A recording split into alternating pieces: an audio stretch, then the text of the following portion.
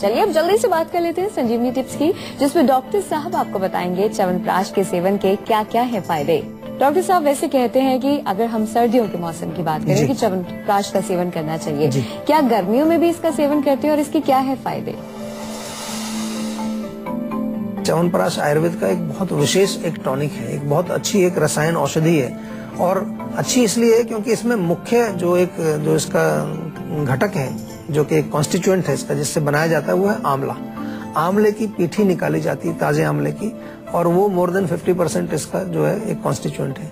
फिर जो है कम से कम 40-45 के करीब जड़ी बूटियां होती हैं, उनका काढ़ा बनाया जाता है। और वो जड़ी बूटियां अपने आप में एक एक उनको देखें तो बड़ी गुणकारी जड़ी बूटी, उनका काढ़ा, फिर उसको मिश्रित करके ये पेस्ट आपका तैयार किया जाता है। इस प्रकार से थोड़ा घी भी उसमें प्रयोग होता है, तेल का भी प्रयोग होता है, थोड़ा वो फ्राई करने के लिए, ज्यादा नहीं। कुछ लोग बहुत डरते हैं च्यवनप्राश से, वो कहते हैं इसमें घी होता है, हम नहीं खाएंगे।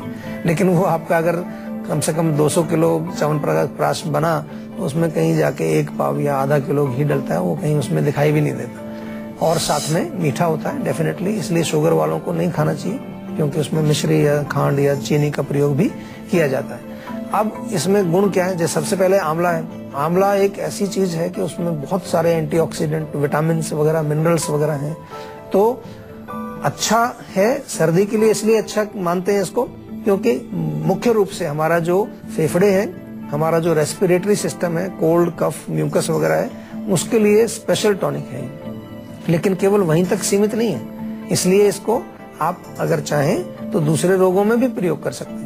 च्यवनप्राश हड्डियों के लिए बहुत अच्छा है, तो जिसको ऑस्टियोपोरोसिस डॉक्टर ने बताया है, कैल्शियम की कमी बताई है, दांत कमजोर हैं, हड्डियां कमजोर हैं, वो भी इसका सेवन करते हैं। कई बार महिलाओं में जो है, जो मासिक स्राव होता है, मेंस्ट्रुअल साइकिल जिसको बोलते हैं, उसमें ब्लीडिंग बहुत कम होती है, किसी को बस थोड़ा सा स्पॉटिंग ही होती है, उसके लिए बहुत अच्छा है। या एनीमिया हो जाता है महिलाओं में, खास तौर पर खून की कमी होती है, उसमें भी इसका प्रयोग कर सकते हैं आप च्यवनप्राश का।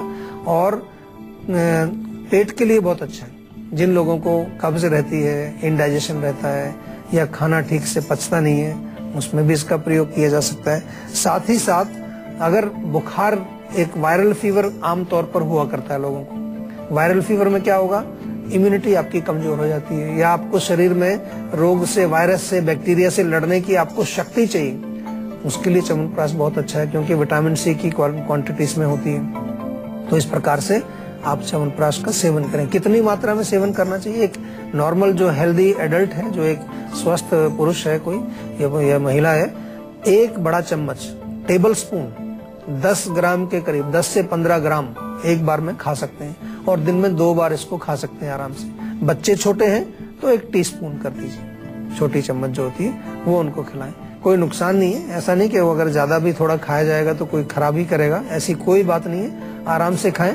कुछ लोग और प्रश्न किया करते हैं कि गर्मी में खाएं कि ना खाएं। बिल्कुल खा सकते हैं, क्योंकि आंवला इसका मुख्य घटक है। डेफिनेटली थोड़ा सा उसमें बाद में जो प्रक्षेप हम डालते हैं, उसमें कुछ काली मिर्च वगैरह डालते हैं, तो कुछ लोग को ऐसा लगता है कि गर्मी थोड़ा करता है। गर्मी नहीं करता है, वो शक्ति बढ़ाता है आपके शरीर में। तो गर्मी में भी खा सकते हैं, थोड़ी मात्रा में खाइए, 2 बार ना खा के 1 बार ही खाइए, लेकिन जरूर खाइए। बहुत अच्छा टॉनिक है पूरे परिवार के लिए, बच्चे खाएं, बूढ़े खाएं, महिलाएं खाएं, कोई भी खाएं, सबके लिए बहुत बढ़िया है।